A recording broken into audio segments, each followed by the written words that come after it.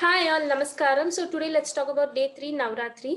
That is, we worship Devi as Chandraganta Devi. So let's see what's the backstory, what's the behind story of why did she take the form of Devi Chandraganta. So firstly, when I was telling you about yesterday, the yesterday story of Brahmacharini Devi, at the end I told Lord Brahma gave boon to Devi Parvati, so her wishes will be fulfilled to get married to Lord Shiva. So the day has finally arrived where Lord Shiva comes to Devi Parvati's palace to marry her, but something happens over there. A strange thing happens over there, because of which she took form of Devi Chandraganta. So what is that something?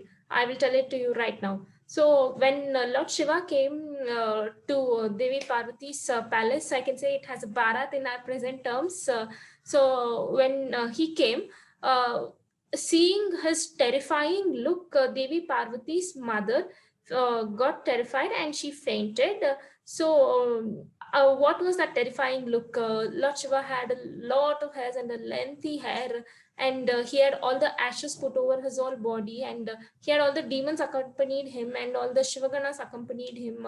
So seeing so much, Devi Parvati's mother got fainted. So after this, where Devi Parvati took form as Devi Chandraganta, and she comes to Lord Shiva and requests him to come in prince attire, where he's beautifully dressed up with a lot of jewels, and then get married to her. So, which was eventually done later on. So, Devi Chandraganta, the name Chandraganta means she will have a half moon symbol on her forehead, and she will have the fiercing sound of her bells, which will frighten all the demons. That name comes as Chandraganta, and then she'll have 10 hands with all different weapons to kill all the demons, and she'll be sitting on a tiger. And the color which we have a color code for today is orange color. I'm wearing something peach, orange shades, and then the prasadam is Naivedyam is kheer or milk. Yeah, this is the prasadam. And one interesting thing which I want to share with you guys is that in my childhood, I used to wait for this festival, because one thing, it is Dasra and Deepavali holidays that is there for all the kids. And other than that, I'm a sweet tooth. Uh, 10 days, 10 prasadams, 10 Naivedyams, 10 different sweets, and every day we get to eat.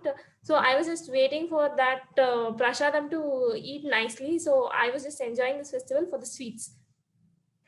So today we had kheer. Yes, we had kheer. And then yesterday I put a question mark to you guys, and I left you there over there. So the extra question mark was, why do Sundarakanda Parayanam is done during Navratri? So at the end of Navratri, the 10th day, we celebrate as Vijayadashmi. Vijayadashmi is celebrated for two reasons. One reason is Lord Rama defeated Ravana, and then one more reason is Devi Durga defeated all the demons out there. So for this, all the 9 days, the Sundarakanda Parayanam will be done. So what do you mean by Parayana? Parayana is nothing but reading all the shlokas or the stories of the Sundarakanda. So what is Sundarakanda? So we have majorly two scriptures for Sanatana Dharma or Hindu, that is Ramayana and Mahabharata. So Sundarakanda is a chapter of Ramayana. This chapter will have the stories of where it is Hanuman's journey to reach Lanka and finding Devi Sita. So this chapter consists of so much, and this Parayana will be done throughout Navratri. It is done in such a way that at the end of Navratri, that is on the day of Vijayadashmi, the Rama Pattabhisheka will be read out. So it is done out in such a way, and this is done for peace. And now coming to the end of the video, and this is going to be my favorite part, like always, showing the dolls. So there's one more thing which is simple and easy. As Navratri is there for 9 days, the first 3 days will be celebrated and worshipped for Devi Lakshmi, and the next 3 days will be celebrated and worshipped for Devi Saraswati, and the next 3 days goes for Devi Durga. It is done differently according to their customs or according to their sampradaya, however it is followed. So in our house, we follow the prasadam of the particular Devi's day ka prasadam, and then the archana and the puja and all will be done according to Devi Lakshmi, Saraswati, and Durga. So today is the day 3, which means the last day for worshipping Devi Durga as Devi Lakshmi. So I will show you the topmost doll set over there, and that is Ashtalakshmi. I'll tell you the names and what it is in one liner. Yes, and then I will leave you with one more question for today. That is, why do we keep dolls in Navratri? So I will leave you with this question and I'll explain about it tomorrow to you guys. So these are the Ashtalakshmis which I was mentioning about. There are 8 Lakshmis over here, and I will tell you one by one Lakshmi.